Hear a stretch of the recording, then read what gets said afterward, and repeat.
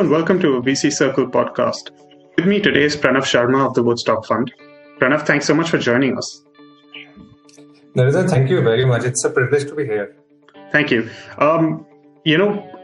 It's been an extremely engaging conversation that we had last week, and it's one of the reasons I wanted to bring you on. So before we go any further, could you confirm for us that the Woodstock Fund takes its name from the music festival? Absolutely, it does. And it stands for the same ethos of expression and basically unleashing the potential of humanity in many ways. So I know it's as soft it may sound, but that's the underlying that gives us motivation to build the hard metrics, which is returns and performance. So take us a bit into Woodstock. Then, firstly, could you give us a bit of background, a bit of history into the fund? How did it come about? Yeah.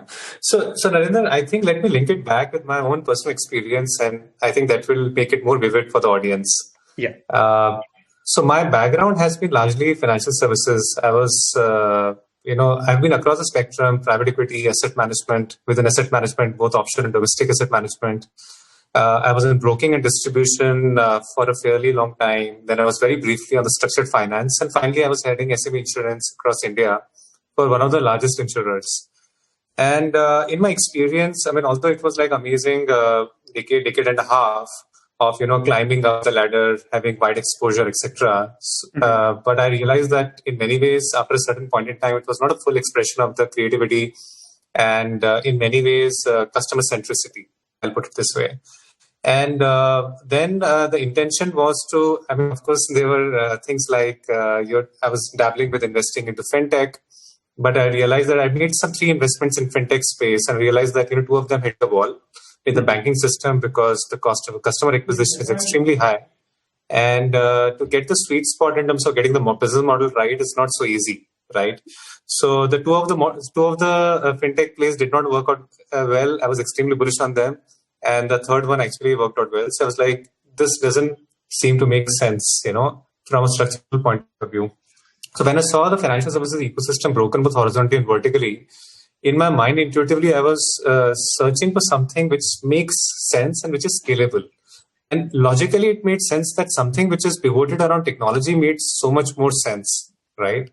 And then I discovered Bitcoin, and it took me through a rabbit hole wherein I realized that this is an amazing implementation of modern economics and technology, wherein you had speculators, you had miners, you had developers, you had entrepreneurs, various picks and shovel plays, all coming together to create this amazing ecosystem. And I was like, this is interesting.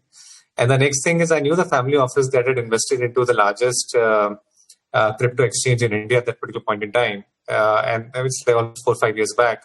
And then the next thing is I found an audience with the CEO of or the founder of this exchange. And I realized 2 things. One is that in this space, you can build global startups. If you are, let's say, an ingenious bunch of people who could be local or who could be collaborating across the globe. The second thing is that you can build highly profitable businesses as well. So then I realized that, this seems to be a space which will only grow from here. And Bitcoin is just an initial implementation of this technology, or this basket of technologies. Then when I discovered Ethereum, I was like, this makes further more sense. You can build stacks of applications on top of it. And then it was about further going into the rabbit hole and realizing that there are other protocols, there are other applications which could be there, which could be sort of, take things to the next level altogether. And that's where the whole journey started off.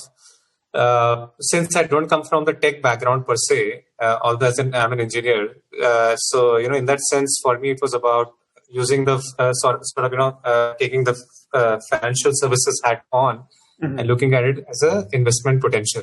Build a sort of wireframe of an investment thesis almost like 3.5 years back. And I realized that both in bull market as well as in a bear market, I could make money at a personal level.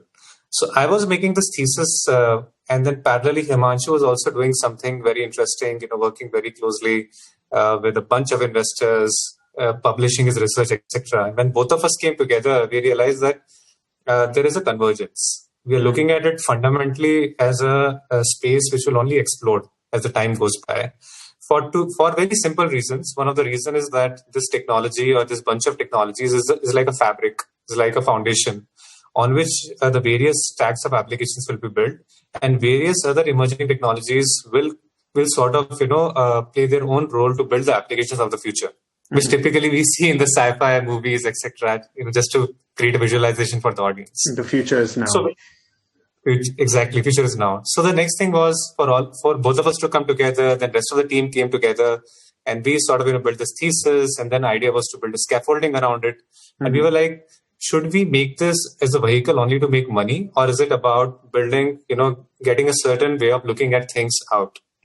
So that's why the name Woodstock came around, which, as you mentioned, Narinder, is inspired from the festival Woodstock in many ways, which was supposed to be a very small festival, but it just blew up into a larger possibility, and then subsequently inspired an entire generation of people.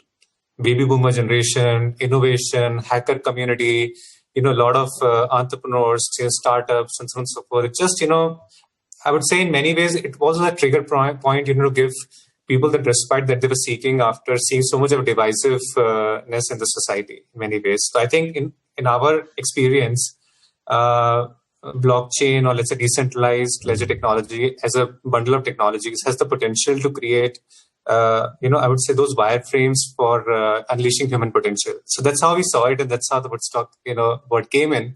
Then subsequently, it's been Woodstock Fund 1, which has been an amazing journey, wherein, let's say, the Fund 1 started off almost a year and a half back. We made only 5 investments. We accepted only $1 million or so. And and that's sitting at about, I think, 12x right now. Yeah. And before we go further ahead, the name itself and the kind of logic that you just gave me for coining the name of your firm as the Woodstock Fund, that is an extremely heavy weight to carry on the firm's shoulders, if you don't mind my saying so. So take us, just because of that, can you just take us down the rabbit hole that you went down yourself? Can you tell us about, because personally speaking, I did not know much about DLT in the blockchain ecosystem even, say, maybe 6 or 7 months ago, and suddenly it's exploded. I mean, especially in India after the RBI sort of stayed the Supreme Court stayed the RBI ban on cryptocurrency trading. So can you just take us down the larger ecosystem that's at work here? What does it mean for an individual like me? What does it mean for a company? I think so. Many questions bundled into one, Narinder. So let me take one aspect of it here. The rabbit hole. So I think you're right. It's a rabbit hole. So I think from that point of view, all I can say is that there are a bunch of people who are out there in this space. Let's call it community for the sake of simplicity, right? And this community is a bunch of developers, entrepreneurs, people who are believers, investors, and so on and so forth, right? So now there are sort of people, I think what cuts across all of them is they are willing to commit to the future, right? They're not driven by legacy. And some of them may be, looking at potentially ways of creating, I would say, systems and protocols which could potentially disrupt the present, right? So, so that's the loose way of, putting it across. Now, let's say if you look at it from my point of view, the reason why this burden is not so heavy on me and for rest of the team is because all of us, come from this background wherein we want to contribute.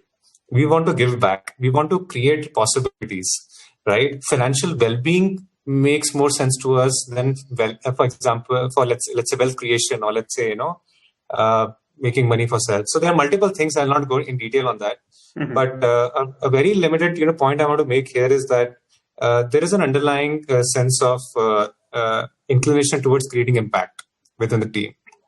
Second is there is also another underpinning which is there within the team, is that how we can create more inclusive mechanisms, and in that sense some of us are also you can say practitioners of yoga, or let's say spirituality, etc. So for us it is a way of life, I'll put it this way. So it becomes much more easier for us to live this on a day-to-day basis, right? Now the second thing is, since we do not come from like a typical I would say, journey of, a financial powerhouse or a financial services, etc. So we don't have the, I would say the disadvantage of the legacy. We have the advantage of having learned from financial services, entrepreneurship, and having being successful investors, etc. That's a separate thing. But we don't have baggage of structures. So we within the team also we did not create another centralized structure. It's a fairly distributed team. Every individual has their own identity, but definitely they're accountable. Definitely there is a sense of responsibility. So I hope I'm just adding some dimensions how all of this comes together, and it does not become a package. So Narendra, let's say from a market point of view, the market is evolving in the sense that this was like a very early days. When I was like 3 years back or so, this was like $100 billion market. Now this let's say about $400 billion market, right? And of course the various projects which the structure of the market has also changed. There's a lot of institutional interest, etc. And in many ways, in an expanding market, when you're actually holding a thesis, which is also panning out over the past 3.5, 4 years, it gives you that level of confidence, conviction, and comfort that you can take this thesis far forward. So I think that also gives you a lot of energy and enthusiasm to take it, seemingly heavy baggage on your shoulders. So then talk to me about the strategy. What makes a good investment for the Woodstock Fund? I think so. Somebody asked me this question, and I think it's just let me put it very simply. It's basically the technology, the team, and the timing, right? Technology is very important because this is not only about what has been built, but it is about what the technology could be in that startup, right? So it is about who has contributed, how many are contributors, what is the quality of the code, etc. So just to give a perspective at a very high level, the team is something that I think the audience who's listening to me will find this very cliched, but I think human beings build technology, right? So ultimately, taking a bet on the right kind of team, which has the right kind of track record, clarity, passion, enthusiasm, conviction, commitment, all of these things play a very important role. And I think just to add a bit of flavor to it, which may be insightful for the target audience, of this podcast, would be that now somebody may say that, in COVID times, how do you understand if you made an investment in Romania, how do you figure out whether they're the right people or not, right? From a team perspective. And for us, it's about consistency. I think human beings are a bundle of patterns, and it's very easy to spot whether there are inconsistencies and there is lack of clarity. This can be easily spotted, and you can take active bet on people. And I think if for most of the people, in my experience, personally over the past decade and a half, at least I can say from my personal experiences that whosoever is building something that means something to them from their life's work perspective, they will not be fooling around. They will do whatever it takes to get it right. If they have conviction, clarity, and they are able to be consistent in terms of articulating it, they're a good team. They're a good team to bet on. And the third thing is timing. Of course, the market is right always. So, what kind of fund is it the right problem to solve at the right time? It plays a very important role. And what is the traction that they have got over a span of time? So I think just to summarize, maybe 4 T's: technology, team, traction, and timing. So that is interesting because the traction and timing has not stopped you from making investments outside of India, even though, correct me if I'm wrong, 2/3 of your team is based in India. The firm was set up in India, at least from from an operations point of view. Could you give me an idea before we come to your India investments and strategy? Could you give me an idea about some of these investments that you made, at least the ones that are not domestic? So the first significant investment that we made was in Romania, and in many ways, people who are in India and who are seemingly looking forward to invest with us, they were like, "Why go to Romania? Is there a dearth of opportunities in India?" Mm-hmm. Right? So in a way, I'm also touching upon the second part of your question. Mm-hmm. But our logic was here that as a global fund, we are committed to technology and its potential in terms of unraveling human expression or human collaboration, or let's say human potential as such.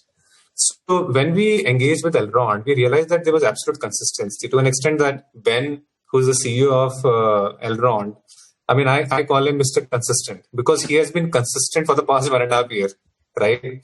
Just delivering everything, speaking something, and then standing by it, following through with the conviction with very clear communication.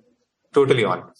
So what we did, in case of Elrond was fine. We took an investment, decision at that particular point in time. And we actively worked with the team to help them to build their ecosystem.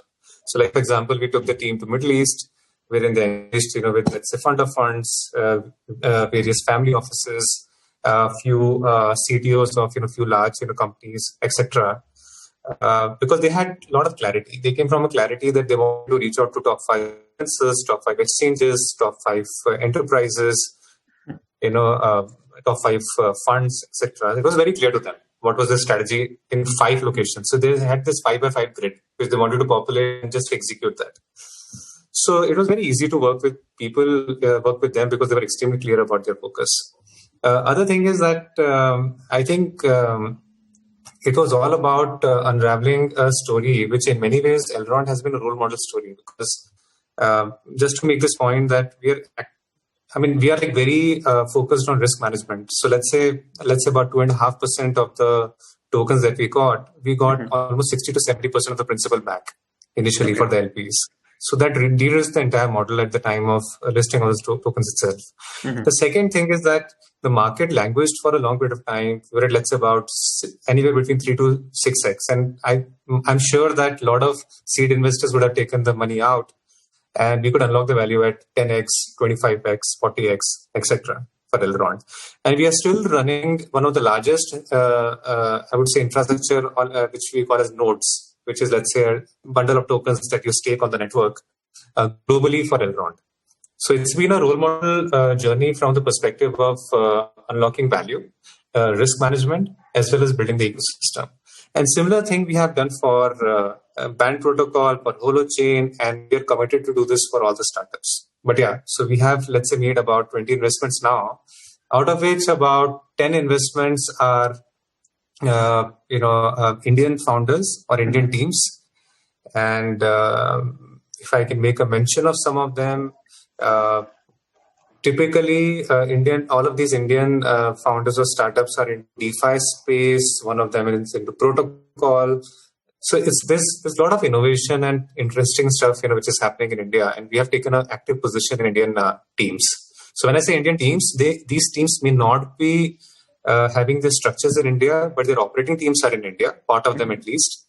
But they're at these startups are having their core team is Indian, for sure. So we are extremely bullish on India from that point of view. And if I can add a little bit more, if we have some time, is please. that we are extremely bullish on Indian ecosystem for various reasons. The reason number one is that huge English-speaking young population, huge developer community, of course, huge consumer market for emerging technologies. From a macro point of view, as a country, we don't have the luxury of going through the industrial era and burning fossil fuels, making the same mistakes that were done by the developed countries. We have to find a shortcut, and I think technology can play a very important role in finding that shortcut. So technology plus innovation. So in that sense, I would say that the first wave of the startups that came into this space, let's call it blockchain space for the sake of simplicity, some of them succeeded, but largely they failed. So maybe one of the exchanges is still live, but let's say the rest of the exchanges shut shop.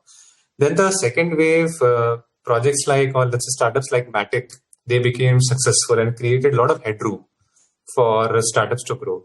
And like, one of the community members who is also founder of co-founder of a startup, Indian startup in blockchain space, mentions that after the second wave, the blockchain startups in India got the playbook, right?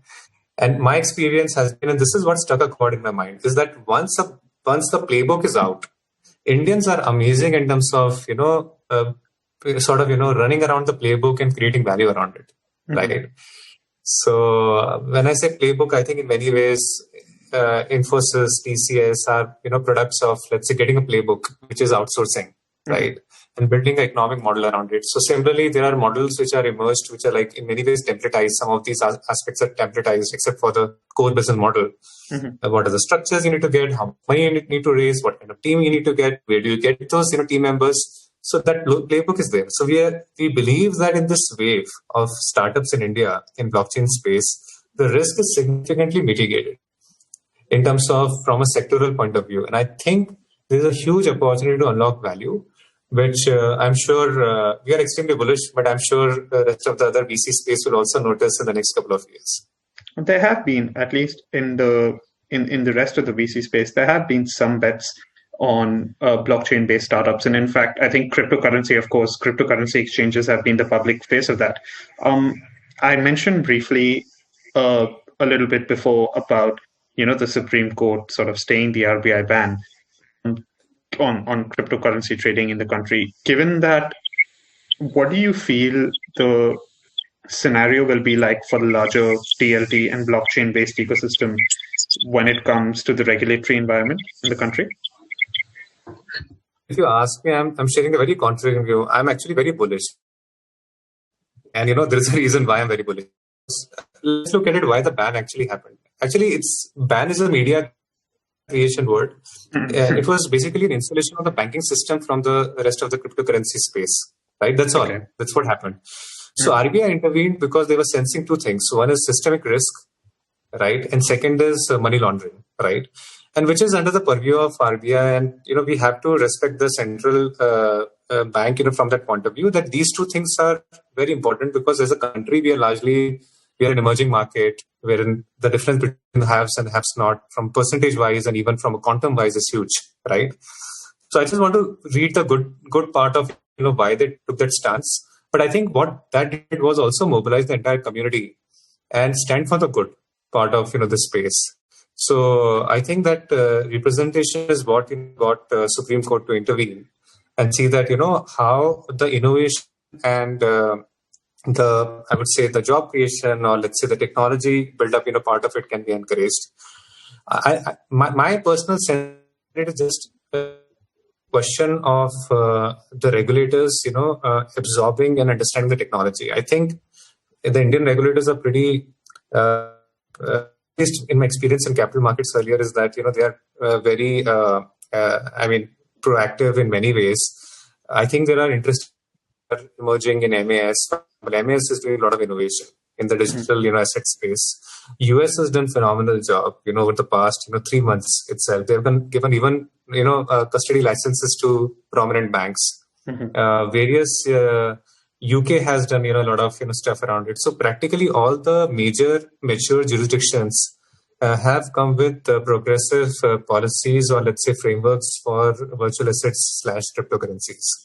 So I don't think that India can shy away, because I think government also sees a terrific potential in terms of, unlocking value. And of course, there's a tax, revenue that will also come by. So I think people may feel that, what is the government doing? Why it's taking so much time and stuff?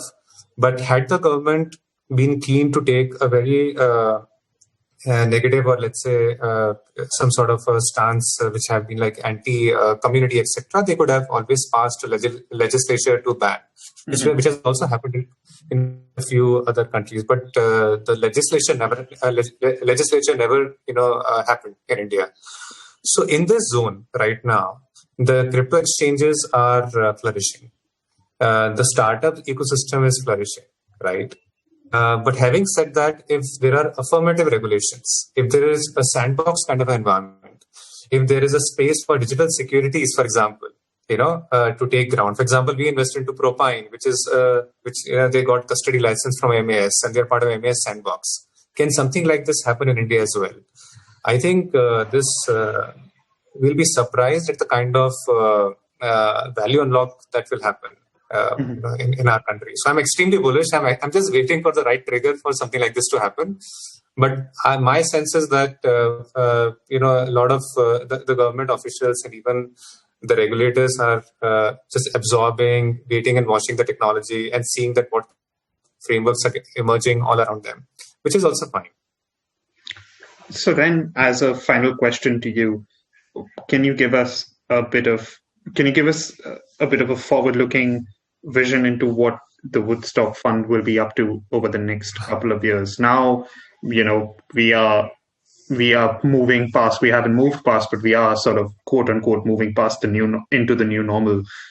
What role does the Woodstock Fund have to play there from an investment perspective, as well as you said at the top, the impact perspective? Sure. So, Narinder, we have written a blog on our website also, and happy to share a very simple point of view of that thesis is that this decade is going to belong to digitization and digital assets. We wrote this blog even before the whole COVID situation panned out because we were sensing chaos. And when we were sensing chaos, we realized that something will trigger into some sort of a bigger chaos. And then after that period of stability will emerge and so on and so forth, right? So within the fund, so how we are structured is that right now we have Woodstock Capital Fund 1, which is a discretionary fund, which is open to strategic investors to invest with us. Now, when I say strategic investors, these individuals want to experience an alternate asset class in a very compliant kind of environment. So they are happy to, they can happily invest into Woodstock Capital Fund 1. Now, for family offices and institutional investors and super HNIs who have a slightly longer time frame and who don't want to be active in any way, right, but want to have a significant bet or let's say significant allocation in this category, for them we have Woodstock Capital Fund 2. Now, Woodstock Capital Fund 2, we are raising 25 million. We are getting a lot of family office and institutional interest, which ranges from somebody wanting to invest at $250,000 to even $100 million. So in that sense, that could be a great vehicle for family office and institutional investors to invest. This is a 5+1+1 kind of a horizon, 5 year. So in that sense, and it's a very creative structure in the sense that since we believe in risk management, so our intention is that within, let's say about, anywhere between 2 to 4 years, we should be able to return the principal back because there's annual distribution payout, etc. So just to give a perspective on that. The third thing which we are doing very interesting is that we are going further downstream. And we will be also supporting, startups in India in this space and also in allied technology, in the emerging technology space, to see that how we can incubate them, how we can support them, how we can accelerate them. Right. So there's going to be stuff which is going to happen downstream. And of course, when it comes to upstream, it is about, getting family office and institutional investors to participate so that, we can follow on, with investment, we can take bigger position. And just to share with you that some of the successful funds which are in US, for example, they have got institutional backing. So the kind of institutional money which is flowing in is enormous in this particular space. I think the story that we hear about, let's say, MicroStrategy, for example, they're getting record flows without marketing. So my shout out would be that the Indian family offices and Indian institutional investors, they should not be left behind. Even if you want to allocate 1% of your total capital that you are allocating into, I would say, as a total pie, and maybe it is like maybe 5% of the total investment that you're making in alternate assets, if you allocate into this category, the returns could be phenomenal because this is emerging technology. And if you are betting on the right kind of investment manager who can ensure that your capital is safeguarded, they have the right kind of frameworks in place which make them compliant, I think the upside can be phenomenal. And on that note, I think we can definitely say that the future looks very bright for the Woodstock Fund and for the DLT and blockchain-based ecosystem in India and obviously across the world at large. Pranav, thank you so much for taking the time to speak with us today. It's been a pleasure. Narendra, the pleasure is absolutely mine. Thank you very much for this.